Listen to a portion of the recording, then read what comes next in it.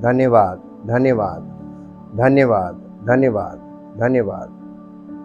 परमपिता परमेश्वर, हृदय से आपका धन्यवाद करते हुए आपके समीप आते हैं, क्योंकि आप महान सामर्थी परमेश्वर हैं। आपके वचनों को जो पवित्र आत्मा के द्वारा हमें दिए जाएंगे और जो पहले से दिए गए हैं, उन वचनों के आधार पर हम आपकी महिमा को अपने जीवन में देखना चाहते हैं। अपने आप को आपको संपूर्ण रूप से समर्पित करते हुए आपके पास आते हैं और चाहते हैं पिता परमेश्वर, आप हमें सदैव क्षमा करते हैं, अनुग्रह करते हैं और हमारे जीवन को अपने पुत्र के स्वरूप में बनाने के लिए आपने जो योजनाएं रखी हैं, उद्धार की योजना, उसका हिस्सा होने के लिए हम अपने आप को समर्पित करते हैं। और हम कलीसिया में प्रभु आपका आत्मिक देह का हिस्सा बनना चाहते हैं, ताकि हमारा जीवन प्रभु यीशु मसीह के सदृश बनाकर आप अपनी महिमा कर सकें और हमारा जीवन आपकी महिमा का कारण बने। धन्यवाद करते प्रभु, आपके वचनों को सुनने के लिए हम तैयार हैं और आपके वचन को ग्रहण करने के लिए तैयार हैं। चाहते प्रभु आपका वचन हमारे जीवन, हमारे हृदय में जाकर कार्य करे और हमारा जीवन परिवर्तित करने का कार्य करे और भीतर से हमारा जीवन नया हो, ताकि हमारे जीवन से आपकी महिमा प्रकट हो। धन्यवाद के साथ इस प्रार्थना को आपके इकलौते पुत्र प्रभु यीशु मसीह के नाम से मांगते हैं, आमीन। Praise the Lord. हम परमेश्वर का धन्यवाद करते हैं ग्लोरी ऑफ गॉड पार्ट 55 के लिए, importance of maturity in life. जीवन में परिपक्वता का महत्व क्या है। आज आपको जो कुछ भी संसार में दिखाई दे रहा है, ये सारे के सारे लोग अपरिपक्व हैं, यानी इमेच्योर लोग आपस में लड़ रहे हैं और लड़ाई का कोई मुद्दा नहीं है, बस ये कि मैं सही हूं और सामने वाला कहता मैं सही हूं और सब लोग आपस में लड़ाई कर रहे हैं। और आपको दुनिया में हर लेवल पर, जीवन के हर स्तर में लड़ाई दिख रही है। घर के अंदर देखिए तो लड़ाई, रिश्तों में देखिए तो लड़ाई, समाज में देखिए तो लड़ाई, देश में देखिए तो लड़ाई और देशों के बीच देखिए तो लड़ाई। हर जगह लड़ाई लड़ाई लड़ाई। यीशु मसीह ने कहा तो तुम लड़ाइयों और लड़ाइयों की चर्चा सुनोगे। क्या ये लड़ाइयों का कारण क्या है? आपने कभी बैठकर ध्यान से सोचा है कि क्यों लड़ाइयां हो रही हैं, लोग लड़ाई क्यों कर रहे हैं? और ये लड़ाई का कारण कुछ भी नहीं है। अगर आप ध्यान से सोचेंगे बैठ के, अरे यार ये आपस में सिर्फ इस बात के लिए कि ये मैं सही हूं और वो कहता मैं सही हूं, इसी में लड़ाई हो रही है। एक कहावत कही गई है, अंधों में कौन राजा? काना। मान लीजिए कि दुनिया में 100 अंधे हैं और एक काना है, कौन राजा? लेकिन मान लीजिए धीरे धीरे सबकी एक एक आंख खुल जाए और वो 100 लोग भी एक एक आंख खुलने से सब काने हो जाएंगे। अब बताइए कौन राजा? अब लड़ाई शुरू होगी कि मैं भी राजा, वो कहेगा मैं भी राजा। यही इस युग में हो रहा है। सब एक ही लेवल के लोग हैं और ये आपस में लड़ रहे हैं। इसका मतलब स्तर किसी का नहीं बढ़ा, सब एक ही ग्राउंड पे, एक ही लेवल पे खड़े होकर लड़ रहे हैं। लड़ाई का कारण ही यही है। लेवल पहले जमाने में देखिए, एक घर में 3 पीढ़ियां होती थी और उन 3 पीढ़ियों में जिसको ये पीढ़ियों का जो अंतर होता है ना, एक घर में 3 पीढ़ियां, इसको जनरेशन गैप बोलते हैं। जनरेशन गैप का मतलब दादा और पिता में अंतर और पिता और पोते में अंतर। तो इसका मतलब 3 पीढ़ियों में बीच में जनरेशन गैप आ रहा है। जनरेशन गैप क्या चीज है? दादा का अनुभव, उसके बाद बेटे का अनुभव, फिर पोते का अनुभव। तो बेटा किसको सबमिट करता था पहले? अपने पापा को, यानी दादा को। तो उसका बेटा देखता था पापा दादा सीखे, दादा पापा को डांट देते हैं, पापा दादा की सेवा करते हैं और पापा दादा का आदर करते हैं, तो वो भी करने लगता था। आज क्या हो रहा है? न्यूक्लियर फैमिली, इमीडिएट फैमिली, और आपस में वो चीज दिखाने वाला, एग्जाम्पल दिखाने वाला कोई नहीं है, तो बच्चे किसी का आदर नहीं करते। और जब वो अपने रिलेशनशिप में जाते हैं तो वो उस चीज का महत्व नहीं है, क्योंकि साथ में तो रहते नहीं, इसलिए वो आदर नहीं मिलेगा। ये क्या हुआ? सब अलग अलग अपने तरीके से जीवन बिता रहे हैं, सब अपना माहौल बनाए हुए हैं, हर घर में अपना अलग माहौल है। बच्चे को जरा सा उस माहौल से हटे तो बच्चा निरंकुश। ये सब चीजें यानी इस बात को दिखा रही है कि सब इमेच्योर स्टेज में फंस गए, और इसीलिए हमको ये विषय बाइबल का मुख्य विषय है। जो कुछ उत्पत्ति में शुरुआत हुई है उसकी मैच्योरिटी हमको दिखाई देती है प्रकाशित वाक्य में, बस और कुछ नहीं है। ये बुक ऑफ रिलीजन नहीं है, ये है book of truth, book of life. और इसको लोगों ने मिस इंटरप्रेट करना शुरू कर दिया। वही जो संसार में लोग कर रहे हैं वही कलीसिया में करने लगे, या जो कलीसिया में हो रहा है वही संसार में हो रहा है। अब किधर से क्या संसार से शुरू हुआ, कलीसिया में आ गया, और जो चीज कलीसिया में चल रही थी वो कलीसिया में खत्म हो गई। इसलिए झूठी शिक्षा के विषय में जितनी जानकारी आपको देनी थी वो हमने दी, लेकिन अब आपको असली मुद्दे पे हम ला रहे हैं, और वो मुद्दा है मैच्योरिटी, परिपक्वता। परिपक्वता के जीवन में कई एक व्यक्ति के जीवन में 4 क्षेत्रों में परिपक्वता होनी चाहिए। वो 4 क्षेत्र कौन से?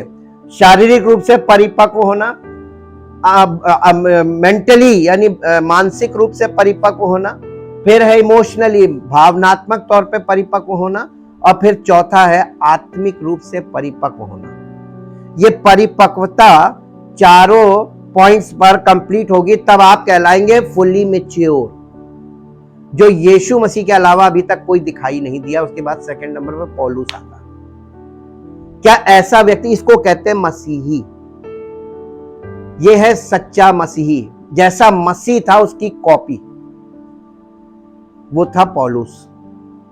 और इसलिए लोगों ने अपने अपने नजरिए से बाइबल की आयतों को तोड़ना मरोड़ना शुरू कर दिया, और आज तक वही कर रहे हैं। ये कौन लोग हैं? इमेच्योर। और इमेच्योर लोग आपको इमेच्योर स्टेटमेंट देते हैं, इमेच्योर एक्सपीरियंस शेयर करते हैं, और आप उनकी बातों में तुरंत अग्री कर जाते हैं। हाँ, मुझे भी ऐसी लगता है। इसका मतलब आप भी क्या हैं? इमेच्योर। और आप इमेच्योर को संतुष्ट कर देगा, लेकिन मैच्योर को इमेच्योर कभी संतुष्ट नहीं कर पाएगा। यह हमेशा याद रखिएगा।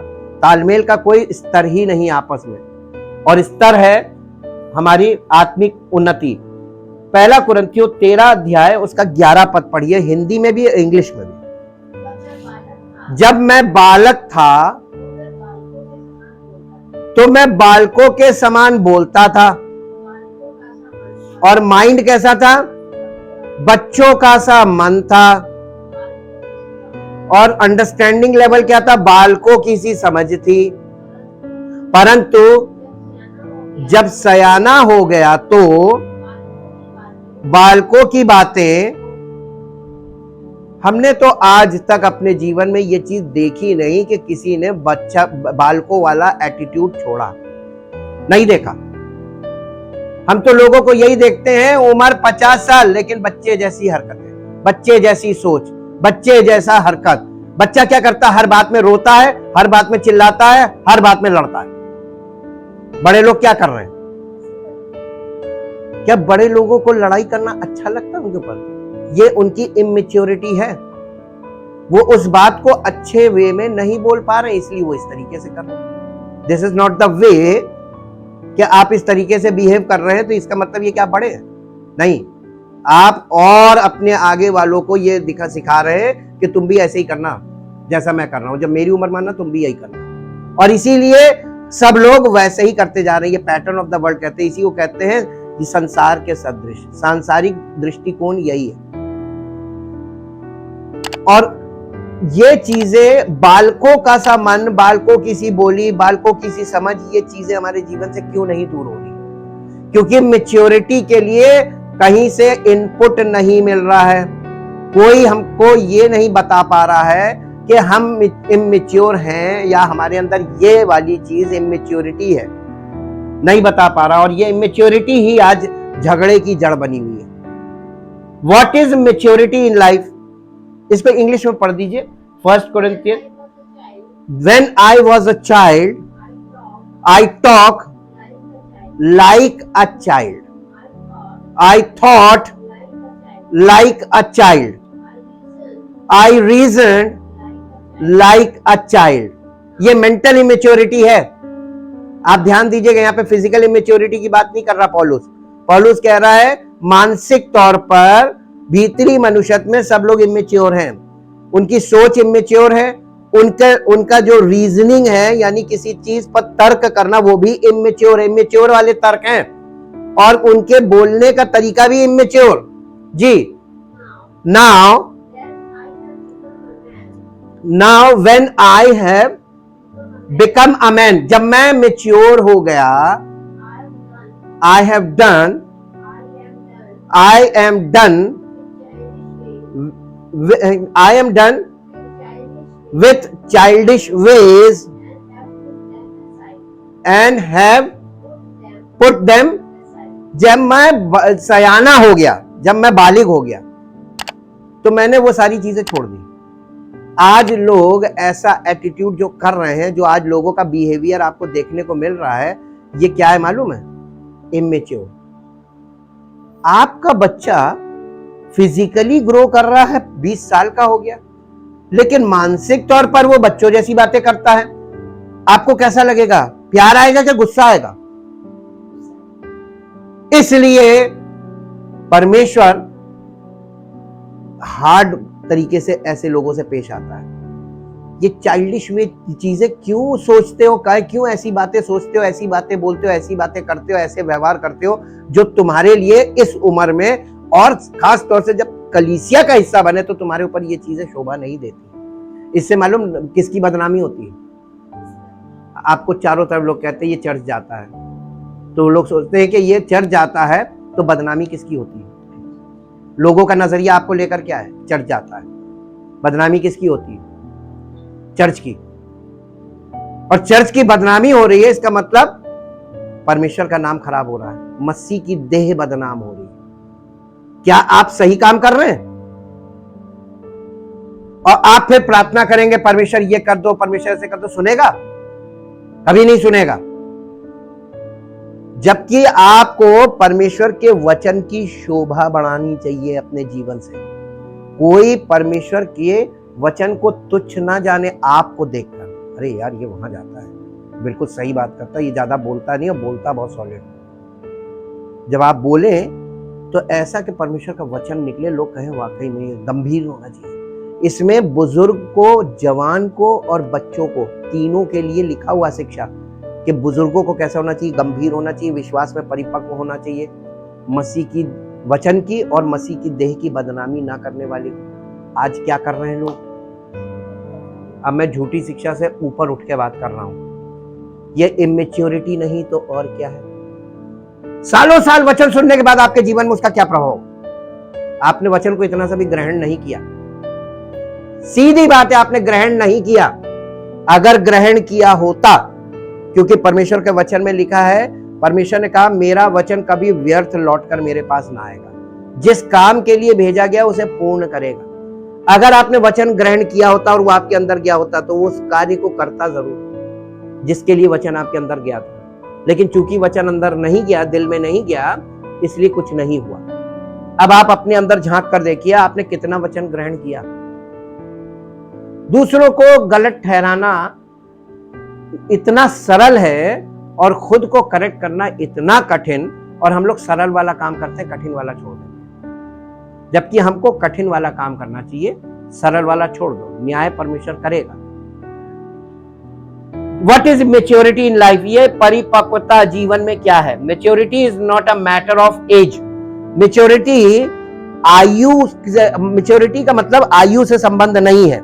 यानी परिपक्वता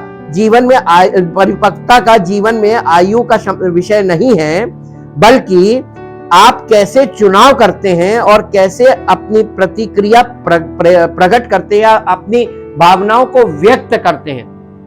इंग्लिश में लिखा है of how you choose to respond and react to various life situation. जीवन की तमाम परिस्थितियों में आप किस प्रकार अपनी भावनाओं को प्रकट करते हैं। भावना, क्रोध भी भावना, प्रेम भी भावना है, और यानी संयमित रहना यह भी एक भावना है, आत्म संयम। आप विभिन्न परिस्थितियों में अपने आत्म संयम रखते हैं या तो आप प्रेम से भर जाते या आप क्रोध से भर जाते। क्या बताइए कुछ रिस्पॉन्स?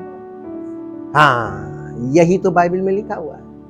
जब तुम क्रोध करते हो ना तो परमेश्वर की तरफ मत देखना, क्योंकि परमेश्वर ने जो अपना आत्मा दिया है उसके द्वारा अपना प्रेम तुम्हारे हृदय में डाला है, और उस प्रेम को तुम जब नहीं बढ़ा सकते हो आगे और ना खुद अपने जीवन में उस प्रेम का आदर करते हो तो परमेश्वर का नाम ना लेना। इसीलिए परमेश्वर का लिखा है कि पिता, हम पिता क्यों कहते हैं? क्योंकि उसने अपना आत्मा और आत्मा के द्वारा अपना प्रेम हमारे हृदय में डाला है, जिसके कारण हम हे पिता कहते हैं। और जब तुम पिता कहते हो और उसका आदर नहीं करते उस प्रेम का, तो वो कभी प्रसन्न नहीं होगा बल्कि क्रोधित होगा। यीशु मसीह ने कहा, बहुतेरे उस दिन मुझसे कहेंगे मैंने तेरे नाम से ये किया, तेरे नाम से वो किया। वो कहने लगा, मैं तुम्हें नहीं जानता, कुकर्म करने वालों दूर हो। उसने कहा, जो मेरे पिता की इच्छा पर चलता है वही, उसी को मैं ग्रहण करूंगा। इसका मतलब ये है कि जो पिता की इच्छा, यीशु मसीह के साथ कैसा व्यवहार, कैसा व्यवहार हुआ, इतना बुरा व्यवहार हुआ, वो व्यवहार आपके साथ कभी नहीं हुआ कभी? तो उसने तो मुंह तक नहीं खोला, वो गाली सुनकर गाली नहीं देता था और किसी को धमकाता कभी नहीं था, जबकि उसके पास पूरी पावर थी।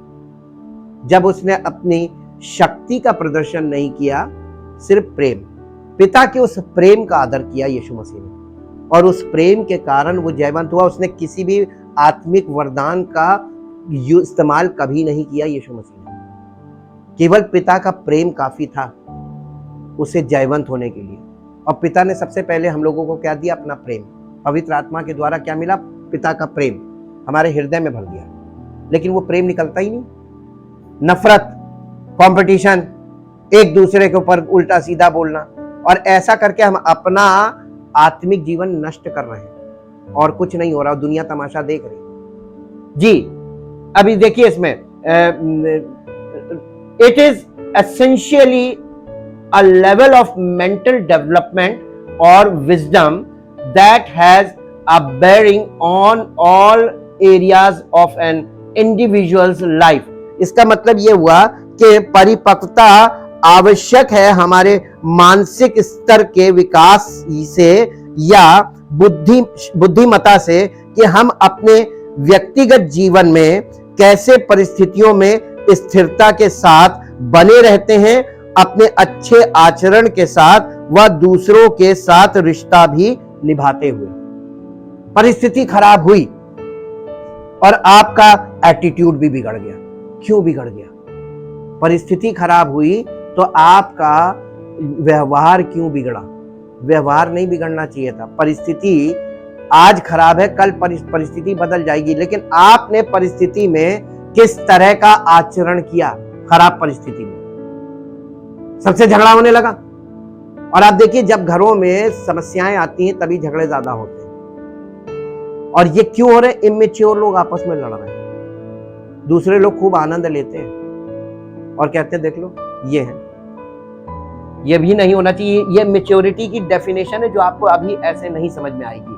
अ लेवल ऑफ मेंटल डेवलपमेंट और wisdom that has a bearing on all areas of an individual's life, right from their conduct to their relationship with others. यानी आपके आचरण पर, आपका जो चरित्र है उससे, और आपके दूसरों के साथ रिलेशनशिप कैसे हैं, इसको भी आपको मेंटेन रखना है हर परिस्थिति में। परिस्थिति बिगड़ गई और उसी समय आपने सारे रिश्ते खराब कर लिए, तो ये आपने और यानी सोने पे सुहागा कर लिया।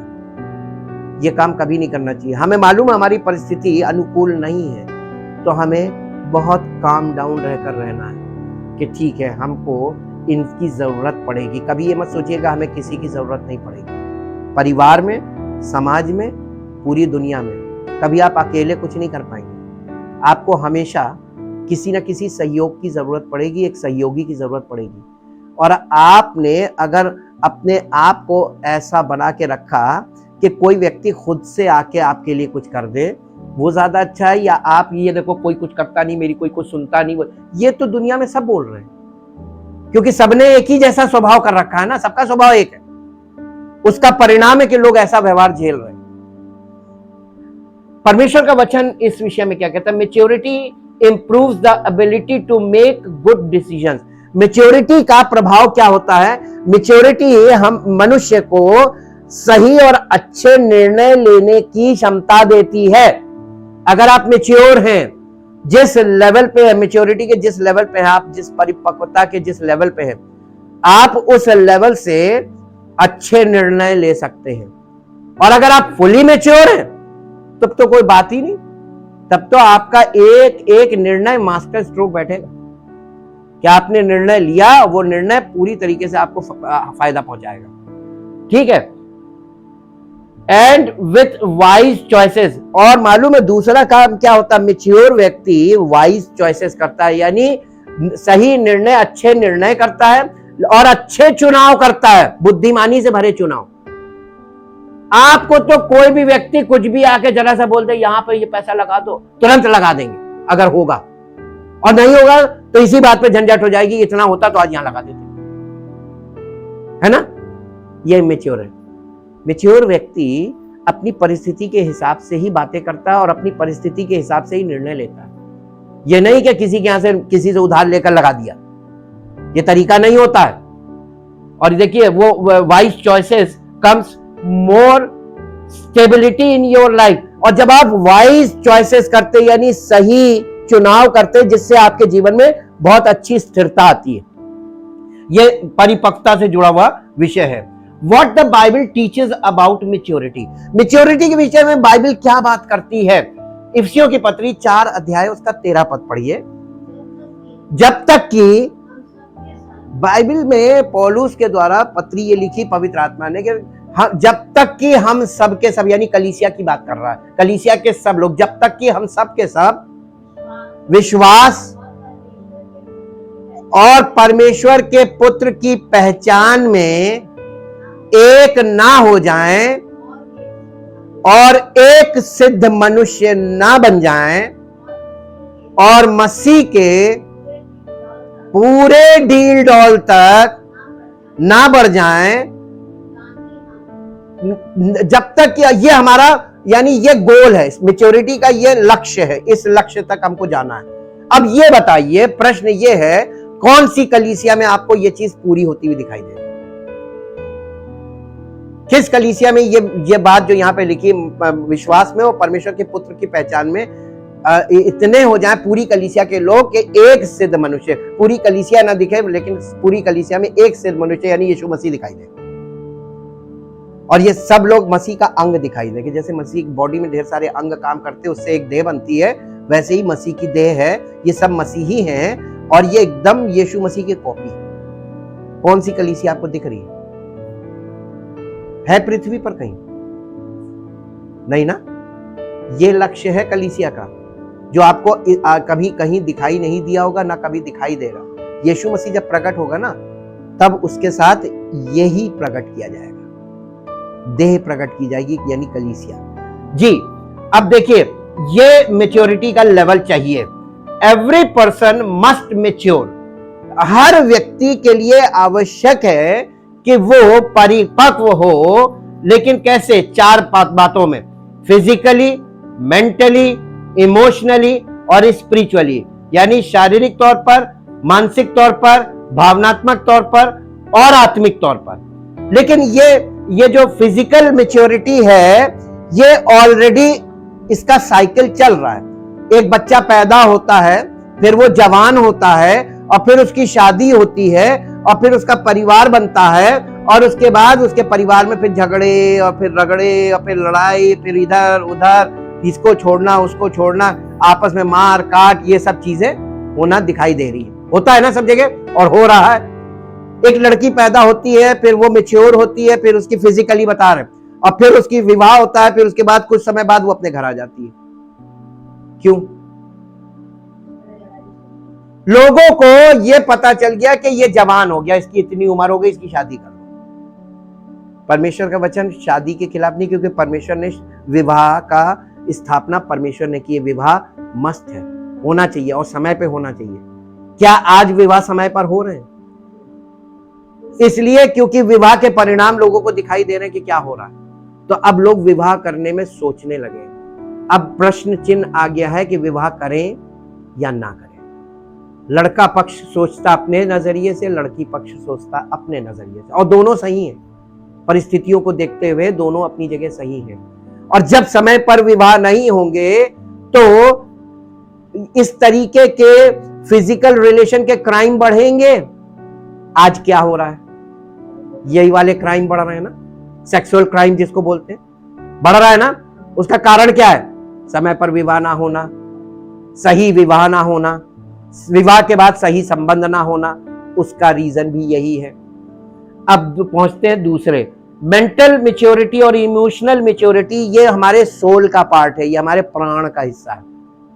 और ये प्राण, एक लड़का फिजिकली मैच्योर है लेकिन अंदर से वो मानसिक तौर पर उसके विचार कैसे हैं, वो भावनाओं में कैसा है। ऐसा नहीं कि उसको बहुत ज्यादा गुस्सा आता, गुस्से में उसने कुछ उठा के मार दिया, बीवी मर गई। अभी नई शादी हुई, उसने जला के मार दिया, उसने कोई चीज मार दी, वो मर गई। क्रोध। तो ऐसी भावना वाले लड़के के बारे में आपको बाद में ही पता चलेगा, शादी के बाद। शादी से पहले तो वो आपको अरे बड़ा अच्छा काम करता है, सब कुछ। तो ये जो अंदर वाला पार्ट है, मेंटल और इमोशनल मैच्योरिटी, यहां पर भी सब जीरो हैं, इमेच्योर। और स्पिरिचुअल तो छोड़ दीजिए, स्पिरिचुअल की अभी हम बात ही नहीं करेंगे। लेकिन बिना स्पिरिचुअल मैच्योरिटी के मेंटल और इमोशनल मैच्योरिटी आ ही नहीं सकती। ये जुड़ी हुई है हमारे स्पिरिचुअल पार्ट से। अब समस्या बताएं, समस्या फिजिकल व्यक्ति की आत्मा डेड है। आप उसको कैसे भी स्कूल खोल दीजिए, कैसी भी एजुकेशन सिस्टम ले आइए, आप उसको मेंटली और इमोशनली मैच्योर नहीं कर पाएंगे। ये हम यूनिवर्सल वर्ल्ड की रिपोर्ट आपके सामने रख के बात कर सकते हैं, मेरे पास ऐसी डेटाज है। अमेरिका में आज के जमाने में अमेरिका के बच्चे पहले बहुत तेजी से मैच्योर होते थे, जो आज बहुत 30 साल की उम्र में भी मैच्योर नहीं हो रहे हैं। और इस पे रिसर्च रिपोर्ट आई है कि बच्चे इतनी बड़ी बड़ी उम्र तक मैच्योर नहीं हो रहे। मैच्योर होने का मतलब इंडिपेंडेंट हो जाना, माता पिता को एकदम फ्री कर देना कि अब हम आपको सपोर्ट करेंगे, वो नहीं हो रहा है। अमेरिका जैसे देश की बात बता रहे हैं, वहां की डेटा, हमारे देश में तो इसका स्तर बिल्कुल अभी जीरो है। तो ये मैच्योरिटी जो है, मेंटल मैच्योरिटी और इमोशनल मैच्योरिटी, ये कभी भी होगी नहीं बिना स्पिरिचुअल मैच्योरिटी के। इसीलिए परमेश्वर ने इसी का इंतजाम किया था और यीशु मसीह ने कहा था, I will build my church, मैं कलीसिया बनाऊंगा अपनी और उसमें यही काम करूंगा। तब उस अगर वो वाला समाज अगर आपके सामने आए, आप कहेंगे ये समाज हमें चाहिए, ये वाला जीवन हमें चाहिए। तीसरा यूहन्ना उसका पहला अध्याय का 2 पद हिंदी में फिर इंग्लिश में। हे प्रिय, मेरी ये प्रार्थना है कि जैसे तू आत्मिक उन्नति कर रहा है, वैसे ही सब बातों में का मतलब इमोशनली और मेंटली और फिजिकली, ये चारों मैच्योरिटी आपको स्पिरिचुअल साइड से मिलेगी, फिजिकल साइड से चलेगी नहीं। इसका सिरा ही अलग है। इसलिए बॉर्न अगेन की बात बाइबल करती है। और बिना यीशु मसीह के बलिदान के हमारी आत्मा जीवन नहीं पा सकती, जीवित नहीं हो सकती, जो मरी हुई है। जी, वैसे ही तू सब बातों में उन्नति करे। शरीर आ गया ना, भला चंगा रहा, इसका मतलब शरीर, फिजिकल हेल्थ। और फिजिकल हेल्थ जुड़ी हुई है मेंटल और इमोशनल मैच्योरिटी से। जादू नहीं होगा, मेंटल, आपकी मेंटल हेल्थ अच्छी होगी और इमोशनल हेल्थ अच्छी होगी तो आपकी फिजिकल हेल्थ अच्छी होगी। और ये तीनों चीजों के लिए स्पिरिचुअल मैच्योरिटी की जरूरत है। क्या स्पिरिचुअल मैच्योरिटी आपको पसंद है? स्पिरिचुअल मैच्योरिटी में बढ़ना पसंद करेंगे? रिस्पॉन्ड नहीं कर रहे, नहीं बढ़ना मांगता कोई। हम तो लल्ला थे, लल्ला ही रहेंगे आखिरी सांस तक। जी, मेरी बात का बुरा लगे तो माफी, लेकिन जब आप रिस्पॉन्ड नहीं करते हैं तो इस तरीके से बोला जाता है। आपको परिपक्व होना है कि नहीं होना है? There are many ways to talk about maturity. Maturity के विषय में कई तरीकों से बात की जा सकती है, परिपक्वता के बारे में बात करने के कई तरीके हैं, लेकिन अक्सर एक वयस्क बनने की प्रक्रिया दिमाग में आती है। यानी मेच्योरिटी का जब बात की जाती है तो इससे ये मतलब निकलता है कि कोई व्यक्ति पूरी तरीके से परिपक्व हो या पूरी तरीके से वो बालिग हो जाए, हिंदी में कहते हैं बालिग हो जाए। हाँ, और ये बहुत जरूरी है। when think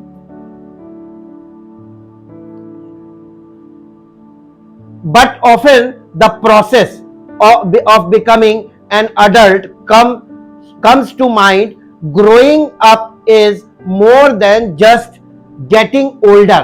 यानी ये बता रहे हैं कि परिपक्वता का आपकी आयु से ज्यादा संबंध इस बात से है, कोई व्यक्ति परिपक्व तब कहलाता है, आयु से नहीं। ये 66-60 साल के हैं, लोग कहेंगे अरे बड़े परिपक्व है, नहीं।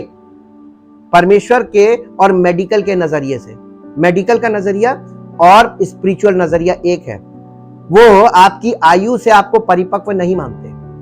आयु आपकी जरूर बढ़ गई, लेकिन आप परिपक्व नहीं है। परिपक्वता की पहचान क्या है? आपके निर्णय, आपका व्यवहार, आपकी बोली, आपका चरित्र, यह है परिपक्वता का मानक। आपकी आयु नहीं है।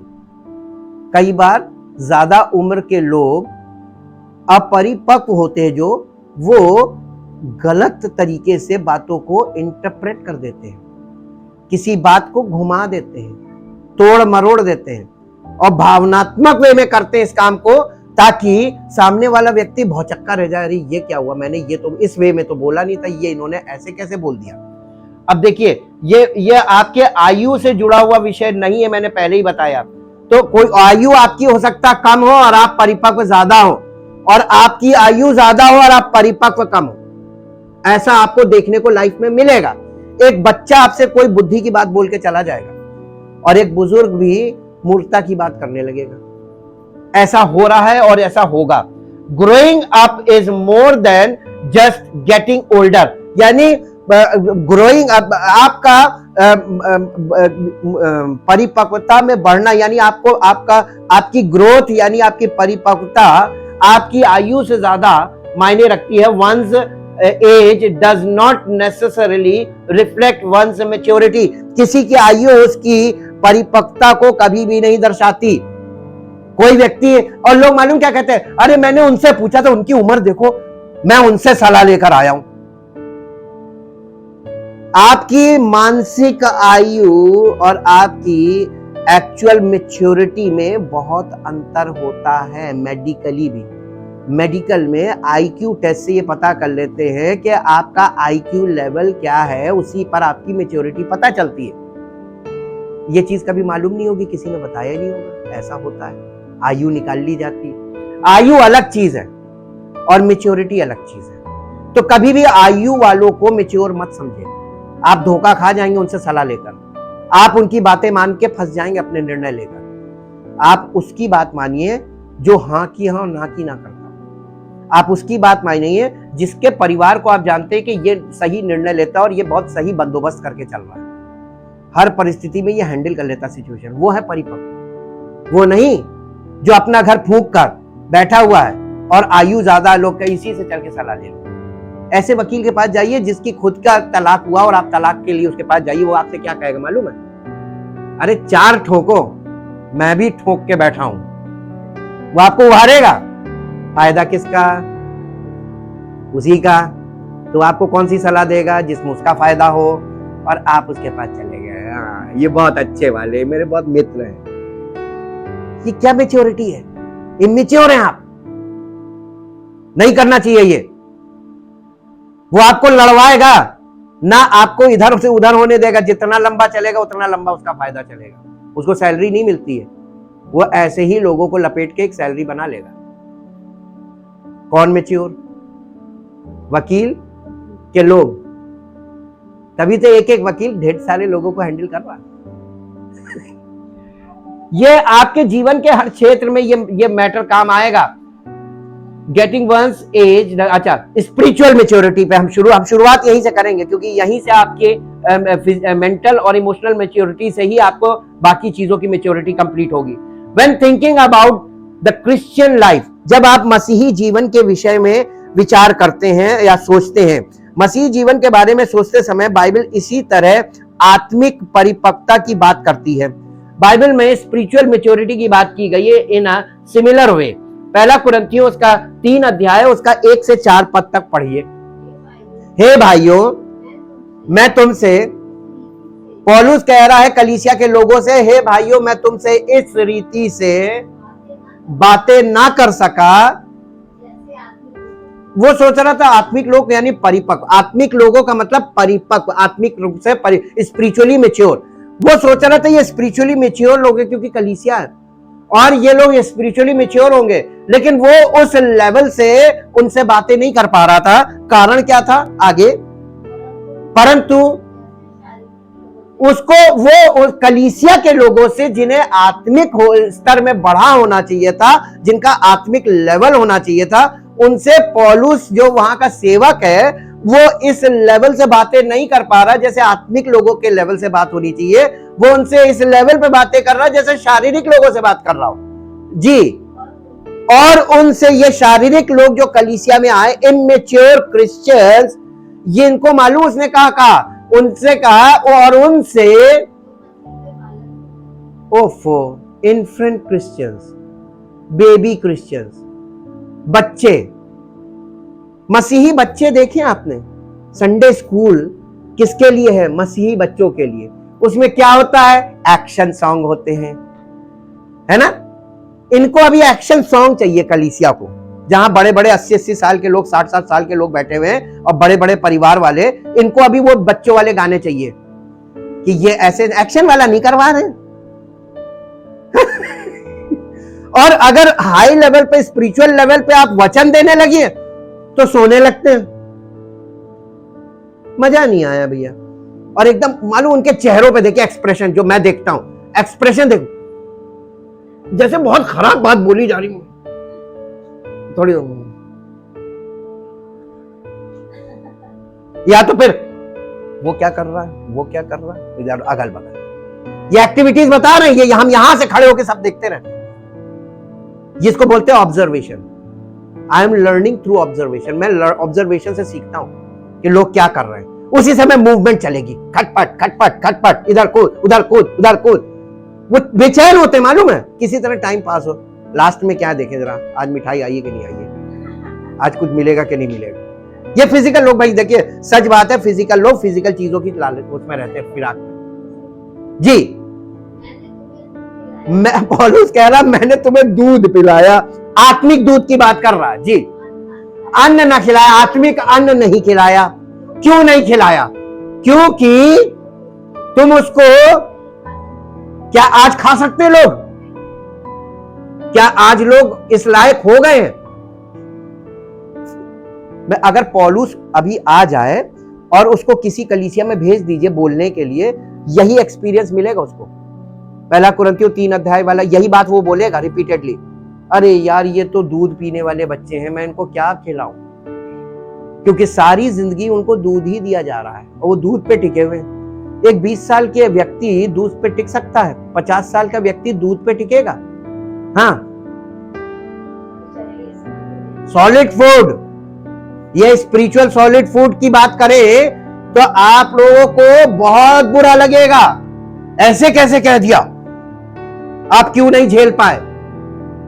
इसीलिए यीशु मसीह ने अपने चेलों से कहा था, मुझे तुमसे बहुत सी बातें कहनी है परंतु तुम उन्हें सह नहीं सकते। इसका मतलब यीशु मसीह को मालूम था कि चेलों का स्तर ये अभी झेल नहीं पाएंगे, ये भाग जाएंगे मुझे छोड़ के।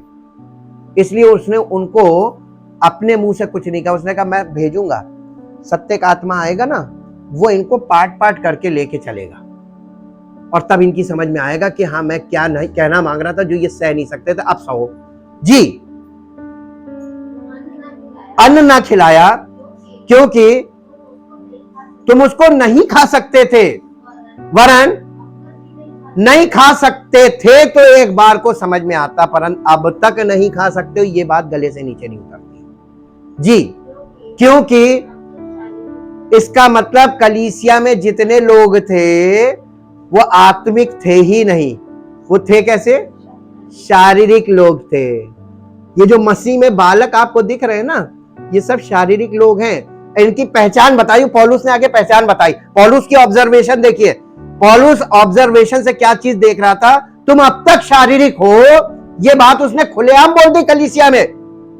अरे ऐसा ही सेवक चाहिए, ऐसा पवित्र आत्मा ने उससे वो बात बुलवाई जो कोई सेवक बोल नहीं सकता बिना पवित्र आत्मा के।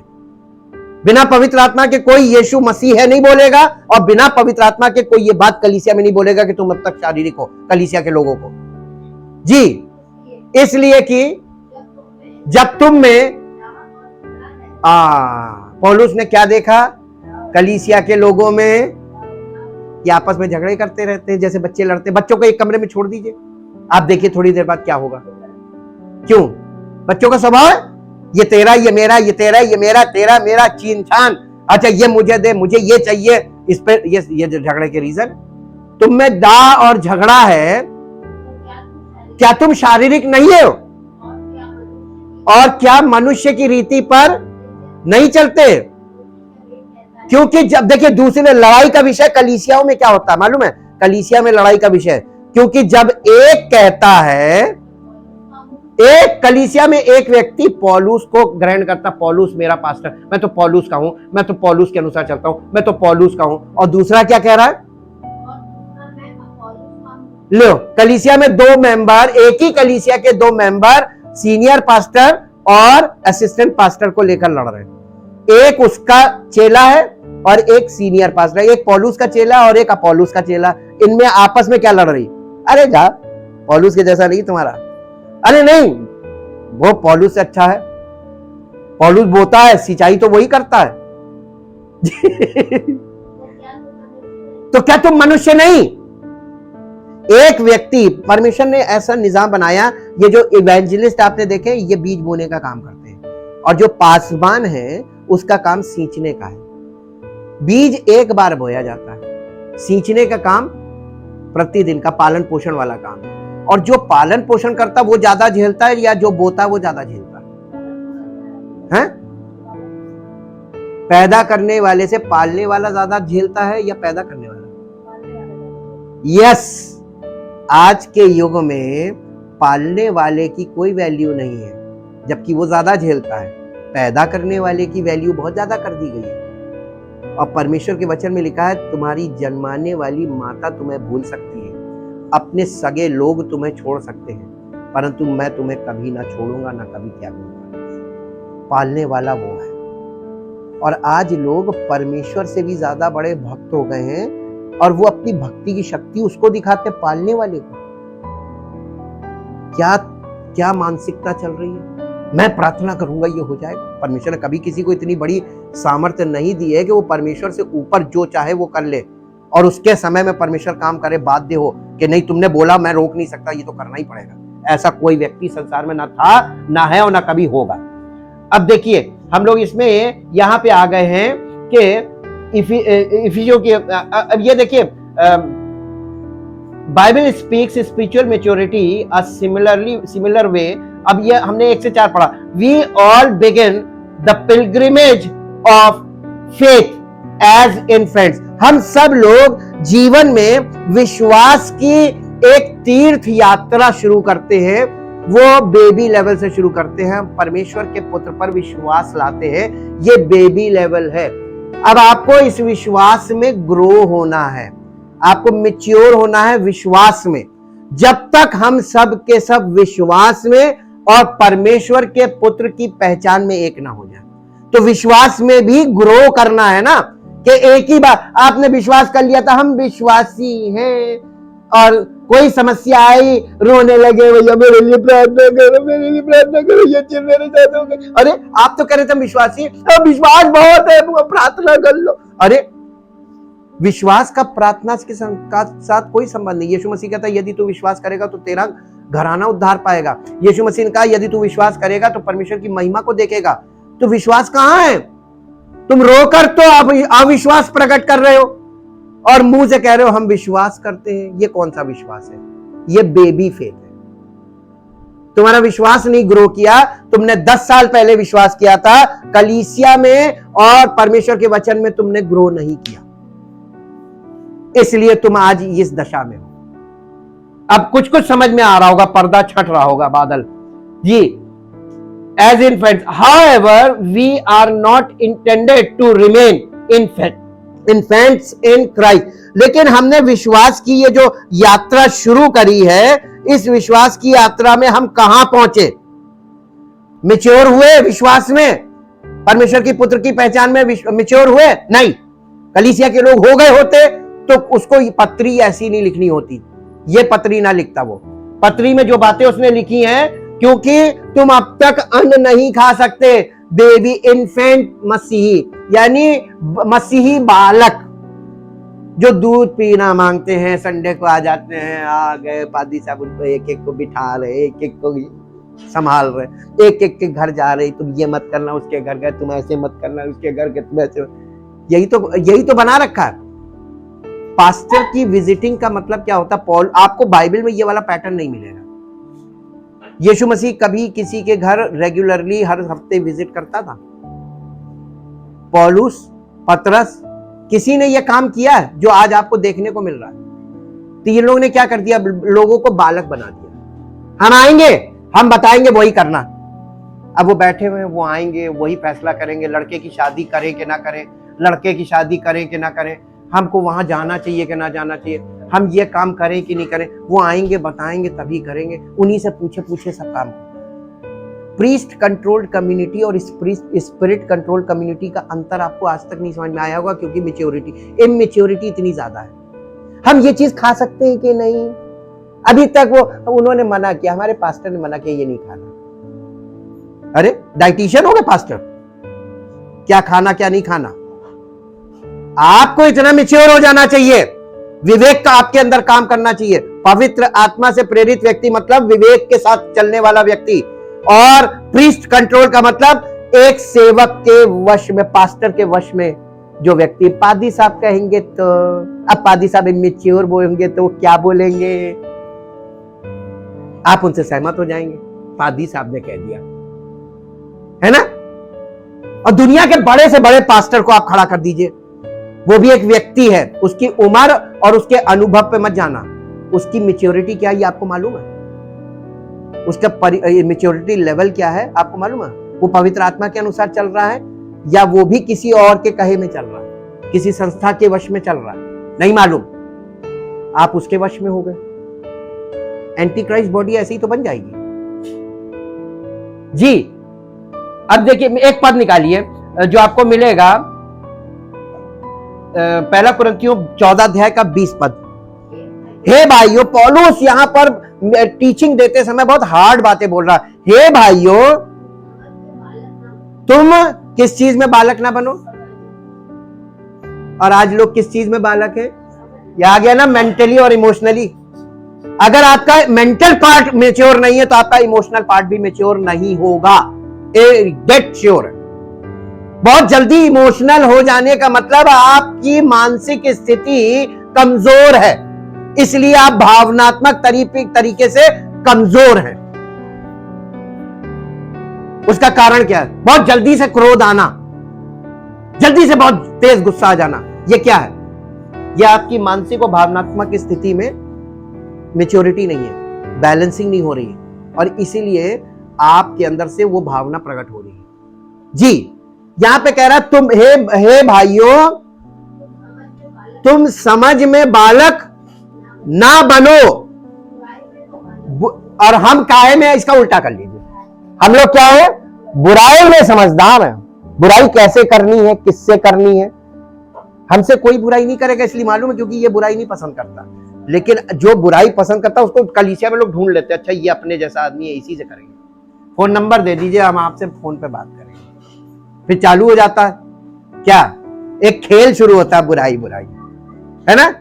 अरे उन्होंने ऐसे कह दिया था, हाँ मुझे भी नहीं अच्छा लगा था, हाँ बस उनमें लाइक माइंडेड हो गया ना। अब बुराई बुराई बुराई बुराई बुराई, यही डा कलीसिया में चल रहा है जी। परंतु समझ में, और समझ में सयाने कैसे होंगे? आत्मिक जीवन से पता चलेगा जी। अब देखिए एक और पद, in the letter to the Ephesians Paul writes, इसका इफिसियों की पत्री 4 अध्याय 14 पद आप पढ़िए, किस कॉन्टेक्स्ट में उसने ये बात बोली थी। इफिसियों 4 अध्याय का 14 पद, ताकि हम आगे को बालक ना रहे और हैं जो मनुष्यों की ठग विद्या और चतुराई से उनके भ्रम की युक्तियों के और उपदेश के हर एक झोंके से उछाले और इधर उधर घुमाए जाते हैं। आज ये कहते हैं स्पिरिचुअली वल्नरेबल, जिन्हें आसानी से आप अपने ढंग से यूज कर सके पूरी कलीसिया के लोगों को। जैसा आप चाहेंगे वैसा कलीसिया के लोग करेंगे। यह आपके उपदेश के द्वारा है, और झूठी शिक्षा में यही तो होता है। वो ऐसा उपदेश देते हैं कि आप उनके उपदेश के अनुसार चलने फिरने लगते हैं, वैसे ही सोचने लगते हैं, वैसे ही आपकी मानसिकता होती है, वैसे ही आपकी भावनाएं हो जाती हैं, और वैसे ही आप उनके जैसे हो जाते हैं। इसीलिए पौलुस इस बात पे बहुत जोर दे रहा था, क्योंकि इस कलीसिया में उसने बहुत मेहनत की थी टीचिंग्स के द्वारा। अब देखिए क्लियरली यानी स्पष्ट रूप से, Paul's desire is for the church to have a grown up for mature faith, ताकि पौलुस स्पष्ट रूप से यह चाहता था कि कलीसिया विश्वास में और मसीह के परमेश्वर के पुत्र की पहचान में मैच्योर हो जाए। लोग देखें, कहें ये वाकई में मसीही लोग हैं, व्यवहार से, उनके चरित्र से, उनके हर चीज से। when speaking of spiritual maturity, Paul often uses the word teleios। जब ये ग्रीक वर्ड है, पौलुस जब भी स्पिरिचुअल मैच्योरिटी की बात करता है बाइबल के अंदर, तो वह एक ग्रीक वर्ड यूज करता है, टेलीलॉस। टेलीलॉस का मतलब होता है which can be translated as mature, perfect और कंप्लीट। मसीह में पूरी तरीके से कंप्लीट हो जाना और मैच्योर हो जाना। यीशु मसीह और पौलुस, अगर आप यीशु मसीह को नहीं इमिटेट कर सकते तो आप पौलुस को देखिए।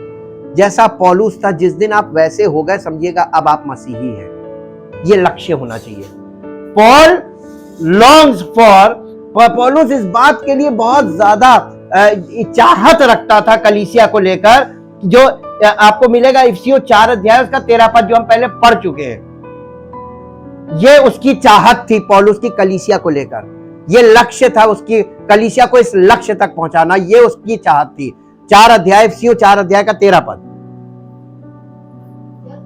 जब तक कि हम सब के सब विश्वास और परमेश्वर के पुत्र की पहचान में एक ना हो जाए और एक सिद्ध मनुष्य ना बन जाएं और मसीह के पूरे डील डॉल तक ना बढ़ जाएं। यह था कलीसिया का लक्ष्य। वो इफिसियों की कलीसिया में इस लक्ष्य को लेकर चल रहा था। और आज कलीसियाओं का लक्ष्य क्या है? कितनी बिल्डिंग, कितना पैसा और कितने लोग।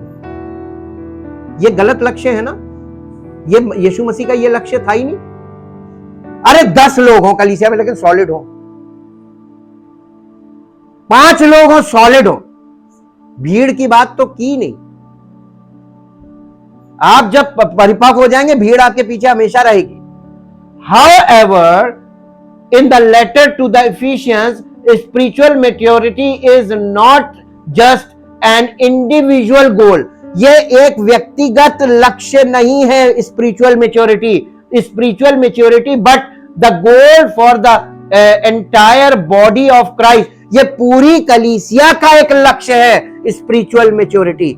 और स्पिरिचुअल मैच्योरिटी में जो लोग इंडिविजुअली मैच्योर होते हैं, उनकी जिम्मेदारी कलीसिया में बढ़ जानी चाहिए कि और लोगों में वो लोग भी जाकर अपना योगदान दे उनकी मैच्योरिटी के लिए। जैसे पहले के जमाने में एक बड़ा परिवार होता था और भाई बहन उनके इतने छोटे होते थे, माता पिता नहीं बल्कि बड़े भाई बहन छोटे भाई बहनों का पालन पोषण करते थे, सहयोग करते थे कि नहीं करते थे?